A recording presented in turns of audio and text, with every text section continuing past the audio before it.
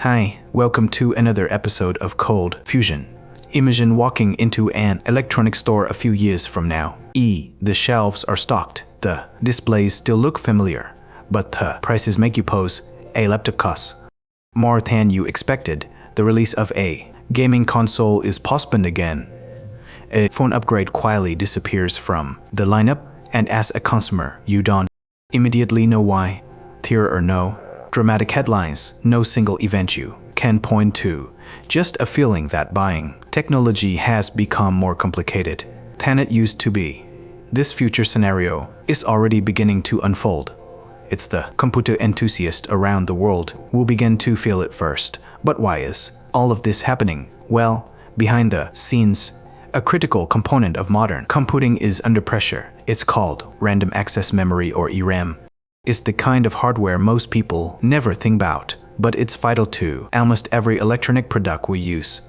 For the past few years, trillions of dollars have been flowing into AI data centers across the world. And for those data centers to run smoothly, one of the most valuable components is memory, or RAM. In this new AI gold rush, RAM has become the shovel. Is the one component that every single serious player needs to keep ticking. According to multiple industry reports, OpenAI has already secured an estimated 4% of global high-bandwidth RAM right now. The shift in global RAM production is affecting computing. But if you're not a gamer and you think you're safe, think again.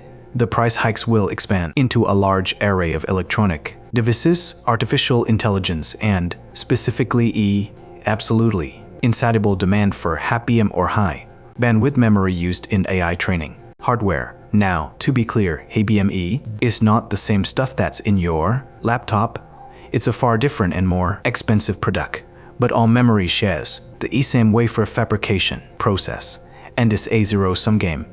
Every wafer allocated to an HBM stack for an NVIDIA GPU is a wafer not making it into the LPDDR on your next laptop. Meanwhile, NVIDIA's CEO Jensen Huang was in Seoul recently, reportedly chugging soju and demolishing Korean fried chicken with Samsung memory executives. The purpose of his visit was very clear: secure the RAM, lock it in, and make sure competitors don't get to it first. But why meet Samsung executives? Specifically, the South Korean company now makes more money selling RAM to data centers than it does selling phones. Other RAM manufacturers have decided to stop selling to consumers altogether. AI data centers are just that much more profitable. That detail matters. It shows where priorities are shifting. If that shift continues, every consumer product that depends on memory will feel the pressure. Phones, gaming consoles, TVs, laptops, you name it. On the other hand, the country that's best positioned to take advantage of this memory issue may not be the United States or South Korea, but China. In today's episode, we're going to take a look at how memory became the choke point of the AI era, the companies behind it, and why the next technology shock may arrive without a single line of code changing. Let's get into it. You are watching Till Fusion TV. We see data centers as the most exciting asset class. Meta is building a 2 GW plus data center that is so large it would cover a significant part of Manhattan. Take a look at this chart. It shows the price of DDR5 RAM over recent months. For a long time, prices barely moved. They even fell slightly. Then very suddenly at the start of last year, it went parabolic. If you've been trying to build a PC recently, you already know what's going on. One single time 6 GB RAM kit can now cost more than a flagship GPU, in some cases more than an RTX 590. And that parabolic move is where the story begins. We'll come back to what really caused it later. But for now, let's look at what RAM really is. If you're watching this episode, you already know the basics, but here's a quick refresher. RAM is short-term working memory. It's where data sits while a computer is actively doing something, opening apps, loading game assets, editing video, even switching between browser tabs. All of that happens on RAM. As computers do more, RAM matters more. In AI data centers, however, RAM is mission critical. The memory used to train and run large AI models operates under very different conditions from the RAM inside your laptop or gaming PC. These systems run consistently, sometimes for weeks at a time. A small error at home might freeze an app, but in a data center, that same error can crash the entire training run and waste millions of dollars in compute time. That's why servers rely on ECC memory or error-correcting code. RAM stability. Stability comes first. Slightly higher latency is fine, but crashing is not. As AI demand surged, more manufacturing capacity began flowing towards server-grade memory. Who cares about consumer RAM? But there's a massive problem. Only a few companies can make this sort of thing. At this point, you might be wondering something. There's so many brands of RAM you can buy, it doesn't look like the market is controlled by scarcity. Even though RAM sticks are sold under dozens of names, the most important part of the module is the memory chip themselves, those small black rectangles soldered onto the stick. And here's the key point. Around 10,000 of those chips come from just 3 companies. They are Samsung, SK Hynix, and Micron. I don't remember anybody forecasting that all of a sudden AI data centers will be buying up so much of the world's RAM that the rest of us would be screaming for leftovers. These 3 companies control 90% of the world's supply of RAM. Of these 3, one of them just said, "We're done with consumer business. We're just going to focus on enterprise now.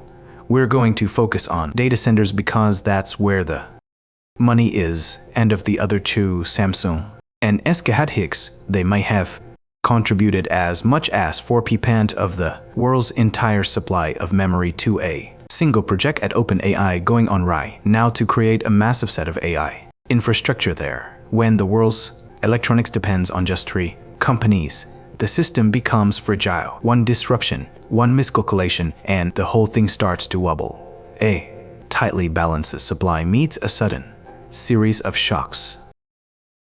As we mentioned earlier, in October 25th, OpenAI quickly locked up an estimated forecast of global DRAM production for its long-term AI infrastructure. Then in late 25th, Micron announced that it was stepping away from consumer crucial RAM-O and SSDs. Its focus was going to be AI and enterprise wires. The leftover consumer stock was expected to sell out by early 26th, and with a single move, the entire market shook.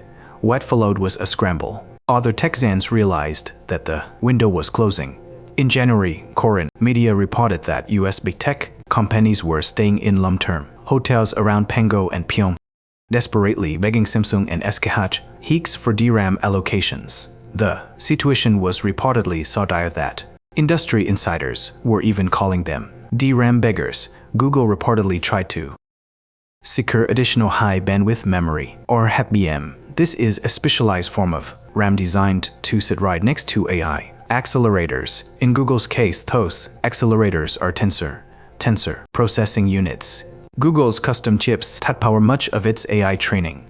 The response they received was blunt. A supply simply wasn't available. According to reports, the executives responsible for securing that memory were later fired. Microsoft and Fair. Much better. Also in a panic, executives flew to South Korea to negotiate directly with SK Hynix, and the talks went badly. One executive reportedly stormed out of the meeting. This was the environment during the price spike that you saw earlier. So given everything happening across the supply chain, it leads to an obvious question. If demand is so high and prices are rising, why don't memory manufacturers simply make more chips? Why don't they just make more? Well, for a couple reasons. First, as I've alluded to before, the current fabs that are used to make cutting-edge chips have a finite capacity. They already run around the clock with some of the world's most finely tuned supply, management, and highly trained engineers overseeing their operation. It's not as simple as just adding a production shift or turning the machine up to T-Limpis.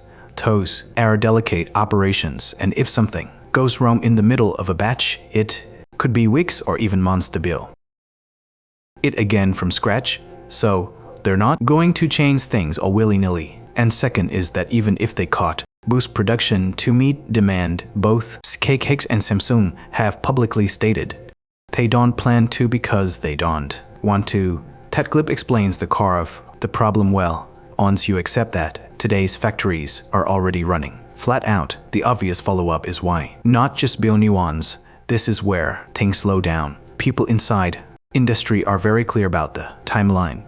One memory chip executive told Reuters that even after a company decides to expand, it still takes at least 2 years for new capacity to actually start producing chips.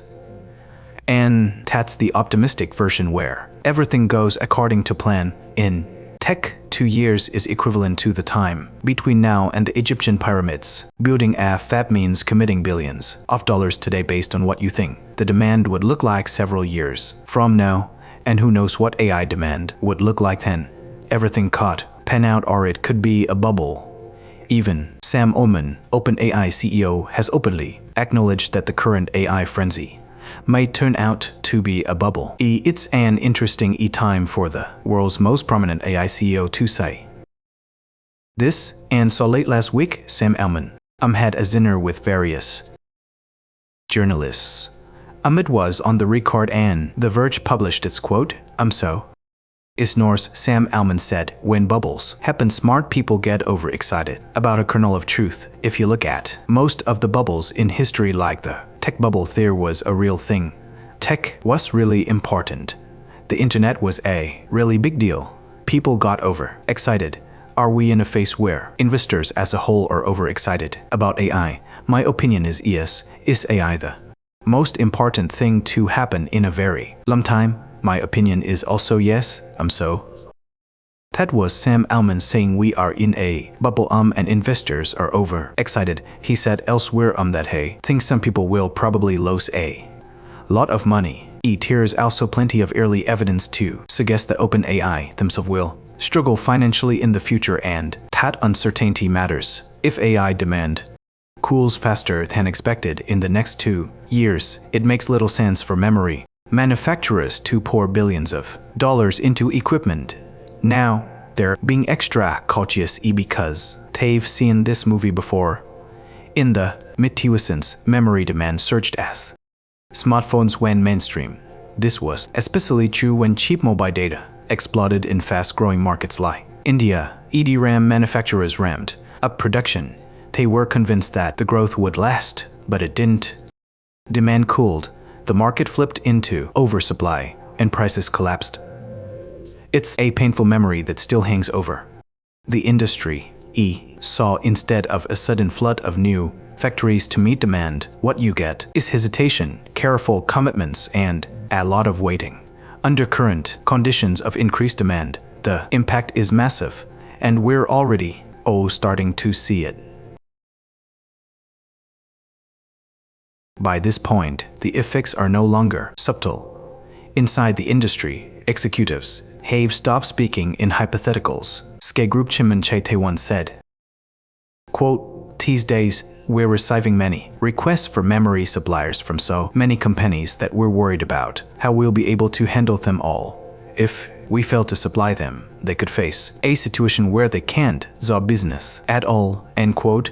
All of that pressure is already spiraling into the real world. According to Reuters, Japanese electronic retailers have begun limiting how many hard drives their customers can buy. China's smartphone manufacturers are openly warning of price increases. Apple is already deep in it as well. They're reporting paying a Turcia Pass premium for the 12GB LPDDR fixed memory used in its iPhone 10 Pro models. Chips that once cost 5 million are now closer to $70 each on every phone. PC makers are facing the same reality. Lenovo and HP are scrambling to secure memory supply, as shortages are expected to last until 2010. Dell, Lenovo, and Framework have also announced price increases. The RAM apocalypse continues as RAM prices continue to rise. Dell, Lenovo, and Framework have all announced price increases and other changes due to RAM shortage, with TrendForce even predicting that Dell and Lenovo might be going backwards and limiting devices to only have 8 gigs of RAM according to IDC research. In 2010, the whole PC Market climb by 4.9 to 8% and A smartphones do 9.25 respectively. Consoles are under pressure too. PlayStation 6 and the next generation Xbox could face delays. Nintendo has already lost around $4 billion in market value amid concerns over memory costs affecting the Nest Switch. Among all the consumers, gamers are feeling it the most. They rely on high-performance GPS, but those GPS are rumored to push towards 5 and price tags. A recent report indicates that Nvidia is going to be pushing the prices of RTX 5090 up to 5K. This is still an unconfirmed rumor from an insider source in South Korea. From what I can understand, that's kind of like, boots on the ground. That's talking about it right now, which is where this headline is stemming from. Previous price was 2K. This is over. Double. That's an awfully hard bargain. Terry 5 iron clams. I would imagine most sensible sane human beings on the planet would be pretty upset about that. Meanwhile, there's some dire warnings out there. CEO of the fabulous RAM designer Phison states that many consumer electronics manufacturers, quote, will go bankrupt or exit product lines, end quote, by the end of 2026 due to the AI memory crisis. He claims that mobile phone production will be reduced by 250 million units and PC and TV production will also be significantly reduced. We'll see if that pans out, but it does indicate some serious supply disruption. At this point, we need to talk about Nvidia.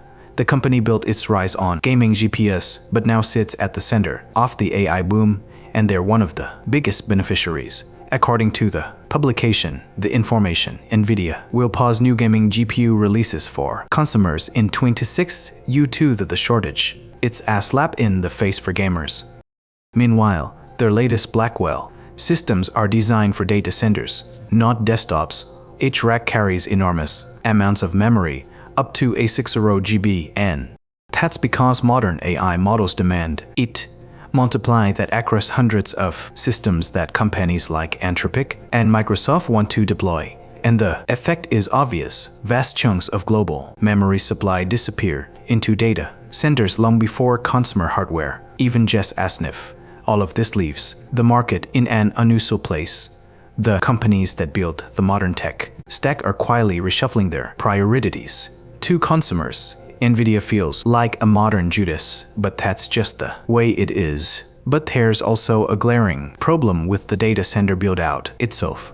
What happens in 2 to 4 years when the very chips that have ruined the global RAM supply are hopelessly outdated for their original purpose is a question worth asking. And then, on top of this, you have all the clueless investors jumping in on the hype.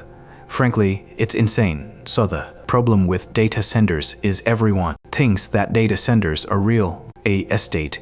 And a lot of people joke real estate. Data centers are not real estate. The common joke in the industry now is someone says, I'm going to have 1 megawatts of capacity for you and I'm going to have it in 3 months. Are you willing to sign? And then you ask a question like, well, what's your uptime? And they're like, I don't know whatever the power grid is. You're like, wait, what? Where are your generators? Oh, I haven't ordered those. I'll order them now. You know that there's a 90-month lead time on generators right now. Oh, really? Ines.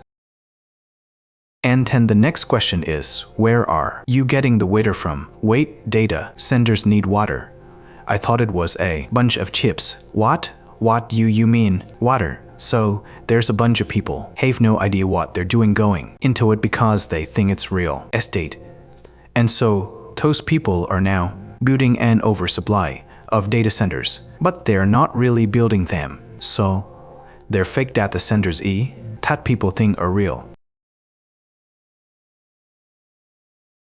For now, there's no obvious release valve, but there is a dark horse in this story, China. Just as pressure mounts on traditional centers of chip production, China is only a few years behind the cutting edge. Could the Zan from the East swoop in and change the RAM apocalypse story? Possibly, but not overnight. China's leading DRAM challenger, CXMT, has recently announced that it's able to manufacture DDR5 memory. On paper, that matters. But there is a catch: timing. Most analysts believe that CXMT is still 2 or 3 years away from reaching the scale, yields, and consistency needed to meaningfully shift global supply. By then, today's contracts will already be locked in. Those contracts matter more than most people realize. Is cash high his reportedly sold through much of its production well into 2026.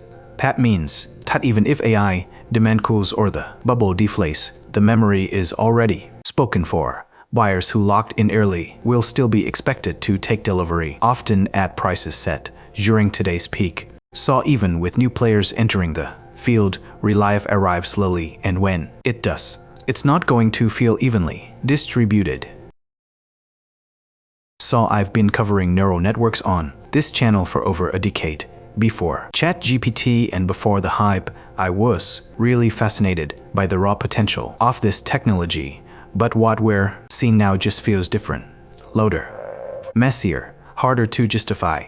Between the water usage, the electricity demand, AI-induced psychosis, non-consensual generated images, and the growing flood of low-effort AI content, it's fair to pause and ask a difficult question. Are the benefits of consumer-generated AI still worth the cost, especially when the fallout isn't abstract anymore? So, what's your take on all of this? Do you think that the RAM shortage is just a necessary step to get to where we need to be? Or have tech CEOs become a bit overzealous and this is all a big mistake? Let me know your thoughts in the comment section below. It's abundantly clear that AI is everywhere these days, whether we like it or not. But have you ever thought about how artificial intelligence works in the first place? Well, if you have, Brilliant is for you. I found it a great way to learn or build on the skills you already have. Brilliant is a learning platform designed to help you master both math and coding through interactive, step-by-step lessons and personalized practice. With Brilliant, you're not only learning by doing, you're also solving problems visually and interactively. I love the way it adjusts to how you learn, so you're always progressing at the right pace. Whether you're a task years old or one-tenth, it's designed for everyone from curious kids to adults. I love Brilliant scientific thinking course. When you're working through these science lessons, you're actively solving problems step by step until the ideas genuinely make sense. That interactive approach makes a huge difference when compared to just passively watching a lecture or a video. Everything is carefully crafted by world-class educators from places like MIT, Harvard, Stanford, Caltech, and leading tech companies. With her expanded 25 content library, there's more depth than ever. From everyday data, reasoning and probability to advanced problem-solving and the mathematics that underpins modern AI. So, if you want to learn more or simply just brush up on your knowledge base, look no further than Brilliant. Start building the habit of learning today, not for grades or credentials, but for the way it sharpens how you think, reason, and approach challenges. To learn for free on Brilliant for a full 3 days, head to Brilliant Cold Fusion. Scan the QR code on the screen or click the link in the description. Brilliant's also offering our viewers to a fist off an annual premium subscription, which saves you unlimited daily access to everything on Brilliant. Thanks to Brilliant for supporting Cold Fusion. Anyway, that's about it from me. My name is Gogo and you've been watching Cold Fusion, and I'll catch you again soon for the next episode. Cheers, guys. Have a good one.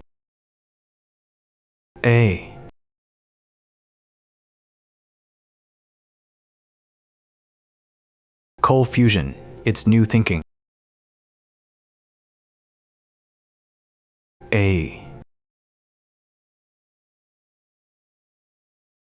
A